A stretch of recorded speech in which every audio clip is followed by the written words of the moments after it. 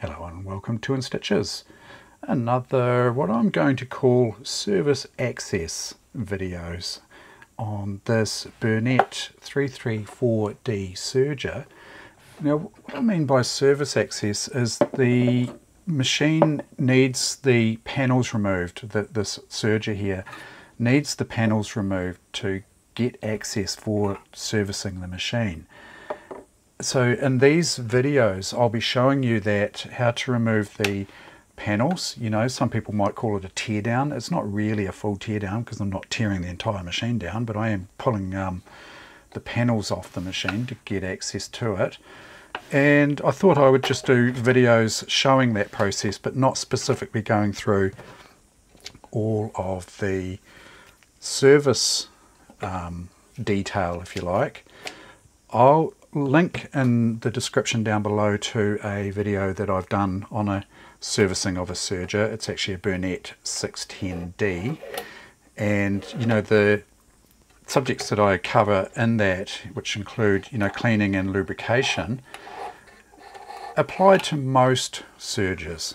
So you know, they have a lot of similarities. So if you want to know how to, once you get the covers off the machines, how to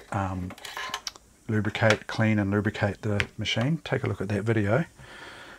As I say, I'll leave a link in the description down below. It is the Bernette 610D Serger servicing video.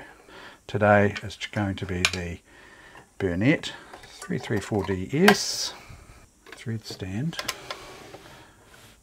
That I think is just a couple of Phillips screws there. 2 Phillips screws.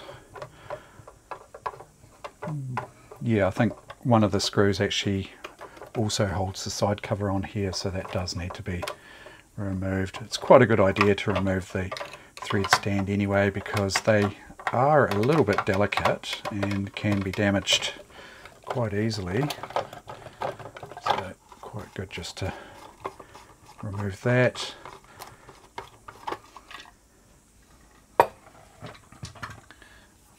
And while we're here, I might as well remove these 2 screws.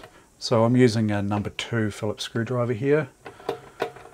You might also find that these videos are fairly sparsely edited as well. Sort of really just concentrating on, you know, getting the content out there for people, and the less editing I have to do, the quicker, because the editing process is very time consuming. In fact, so those 2 screws, by the way, they hold the front cover panel on here at the top. There's also a screw down here on the front. But yeah, the editing process, as I say, is very time consuming. It takes about a day, not a full day, but like a working day, to produce an hour's video for me. Just to give you an idea, there's quite a bit involved. Now that, is there another screw? Yes, there is another screw there, just on the front. Remove the panel here. As part of the service, you would also, you know, potentially take apart these tensioner assemblies and give them a full clean. I'm not going to cover any of that in these sorts of videos. I'm really just showing you how to get into the machine. You'd also check the blades. Oh, I can see a problem with this machine actually. So I'm going to have to let the customer know. But I can see that the blade carrier on this machine, the top blade carrier, is actually missing. That's a problem. But anyway, let's go ahead and carry on here. I would normally stop at this point and let the customer know that it's not really worth going ahead unless we can find these parts. But let's carry on. Another good tip is, if you're worried that you're going to get your screws mixed up, you can put your screws back into where they came from just after you've taken the panel off. Just go ahead and just loosely screw the screw in there, and you know that when you go to put the panel back on, that's the correct screw. This one here just needs loosening. That will give us access to the side panel. Take the side panel off there. Also, as part of a service, belt tension, that's quite loose there. As I say, I won't go through that in this video. But you can see that these machines are pretty easy to get into. Swing that open there. And I always take these off. They just need loosening. There's 2 screws just here, like that.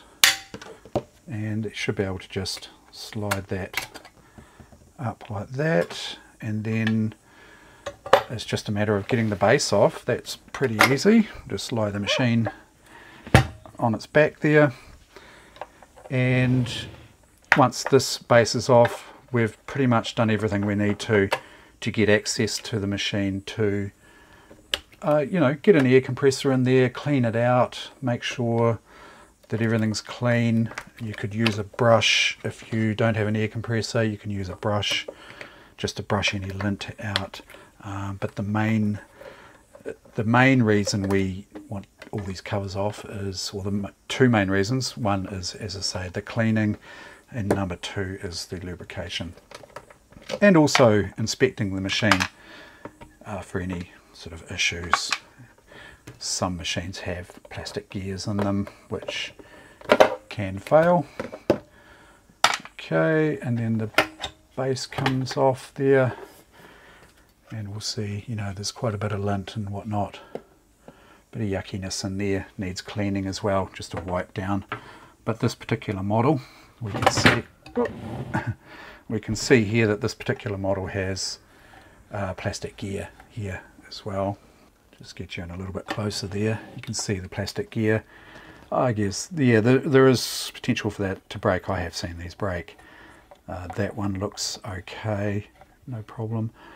My customer has 2 of these in for service, so, you know, if the other one has a major issue, I'd be able to get the knife block parts from that machine to, you know, put into this machine. So basically, choose the better of the 2 machines and make a good one out of 2 maybe. So yep, you can see there that it needs a good clean. I would go ahead and clean, you know, in all of the little grooves here. The air compressor would get most of this out here, but you could just work away on cleaning that gear there, you know, just a good brush down, get rid of any lint, and then go ahead and oil the machine.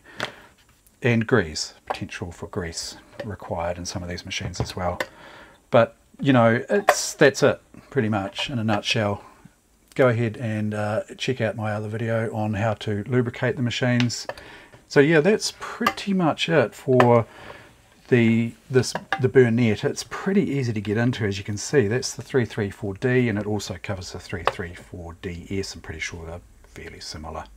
The assembly process is pretty much the reverse of the disassembly. Yep, I don't think it's necessary to go through and show you all that. It's really just a matter of plunking the panels on in the order that they came off, and, you know, making sure all the screws are tight and you've got the right screws in the right place, things like that. So yeah, that's it pretty much for this one. I hope you found that helpful, and thank you as always to my patrons on Patreon.